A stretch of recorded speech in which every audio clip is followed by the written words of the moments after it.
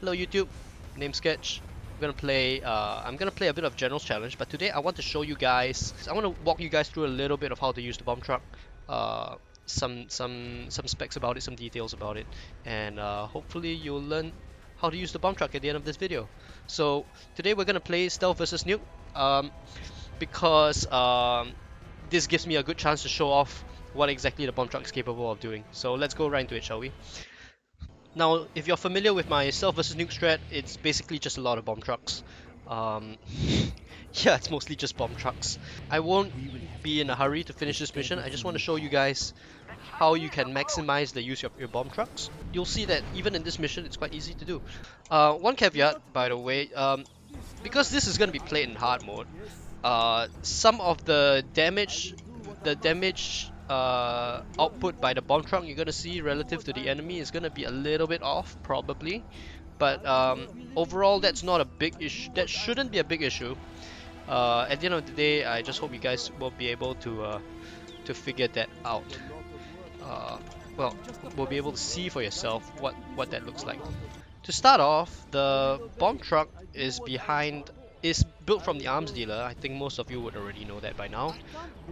It's built from the arms dealer. Depending on the general you are using, it could cost $1,000 or $1,200. It costs $1,000 if you're playing General Jaziz, the demo general, or it could cost and it costs $1,200 for every other general out there. Once I can put together an arms dealer, I'll be able to show you the symbol. Well, I'll be able to show you the icon, and you can see it for yourself. So in the case of Prince Kassat, the bomb truck would cost 1,200. The bomb truck is right here. See, it can disguise to look like any vehicle, friend or foe. You can see the cost is 1,200 on the left. Don't worry about the strong and weak versus stuff. The main thing is that it requires the palace to be built. So we are gonna go ahead and get that palace. That's the first thing. The next most important thing is, well, if you want to do this mission quickly, you're gonna want to get more bomb truck. You're gonna get one. You're gonna. If you want to do this mission quickly, you are going to want to get more arms dealers, so that you can churn them out quickly. You can churn them bad boys out quickly. Once the palace is out, we'll start building bomb trucks, and then I'll get around to showing you how it works. So now that the palace is out, we can start to build bomb trucks. You see that there?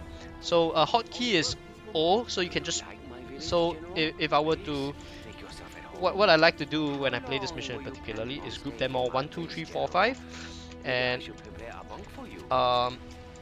once I group them all, I can just press 1, 0, 2, 0, 3, 0, 4, 0, 5, 0, and I built 5 bomb trucks just like that. Very, very handy. So you don't have to manually select all of those guys. Okay, so the bomb truck is here. It's got 2 upgrades. The first upgrade is the bio bomb upgrade. Well, it's the first upgrade is the bio bomb upgrade. It gives these guys a toxin cloud when you blow them up. So let me see whether I can get this. Let me see whether I can give you an example. Okay, boom, there you go. So you see the toxin cloud forming there. But I think most of you guys would have known that already.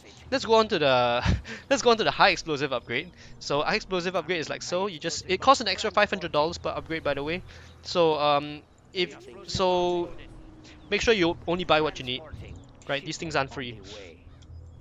Okay, so the high explosive upgrade basically gives you double damage. The feature that most people are familiar with would be the disguise ability. So without the disguise ability, you'll find it very hard to use the bomb truck otherwise, right? It's basically a glorified terrorist vehicle.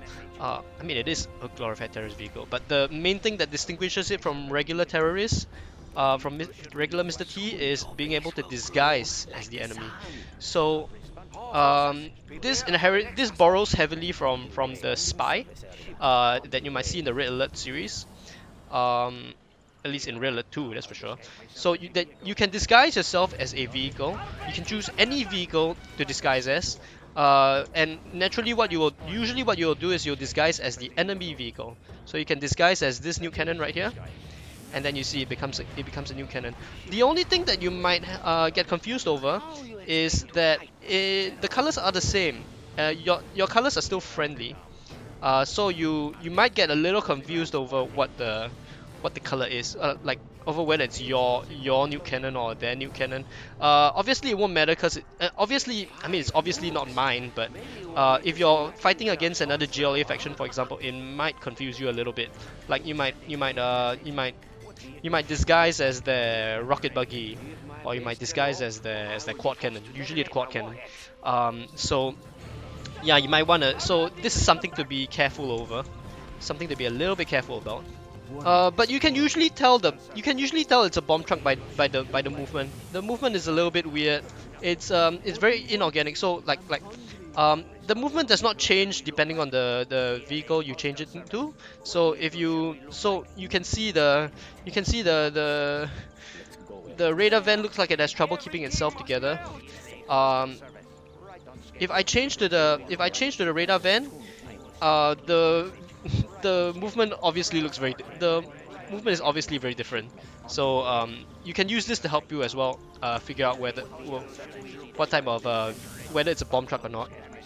The disguise is not perfect, right? It does not survive detection. So if I were to do something like this, so there's detection from these two Gatling cannons, it's not gonna work very well. See, the disguise is not gonna work very well. So um, fortunately for us in hard mode, this guy should have just enough health to reach the Gatling cannon. Just enough. Let's check that out just to be sure. Should have just enough. And we got him. Okay, very nice. Another thing about the disguise, the enemy, your bomb truck will drop his disguise when he comes close. Okay, if you target an enemy, the bomb truck will drop his disguise as he approaches the target. So you'll see what I mean in a sec. There you go. He drops his disguise like that, and they have like a split second before he blows up. This for cinematic effect, obviously. If you want to avoid this, force fire the ground. So if you wanna let's say you wanna hit these guys, I'm gonna force fire this space in between, and he should not uncloak at the last second, at the split second. There we go. So yeah, that's what. So if you want to avoid that decloak at the last second, it doesn't really change anything. It's just that it's just a little bit. It just makes me I mean, if it makes you feel a little bit safer, you can just do that. It also helps you be more precise about where you want to blow up your bomb, where you want to detonate your bomb trucks anyway. So it's very helpful to have that. Okay, another thing, final thing about bomb trucks, depending on the general you are playing, you may or may not have access to these upgrades. So for example, the Toxin General does not have access to the high explosive bomb. So that can get quite annoying when you're trying to blow up buildings, for example. Conversely, the Demo General does not have access to the bio bomb upgrade. Although if you ask me, it doesn't really matter. The bio bomb upgrade is a really weird one. I mean, it's absolutely on brand for the GLA, but it doesn't really help, honestly, I feel. I don't know where, I'm not sure where it will help. Maybe, okay, I tell you what, there is one place when it will help. When you, for example, you're trying to blow up one of these buildings and you want to kill the men inside. So you can do something like this. I don't really care about the nuke. So you want to blow this up, for example, and you want to kill these guys at the same time. So this is a perfect scenario for this. This doesn't matter. I guess that's all I got. Thanks for tuning in, thanks for tuning in, guys. Yeah, I'll catch you in the next video. It looks like a nuclear winter this year, General.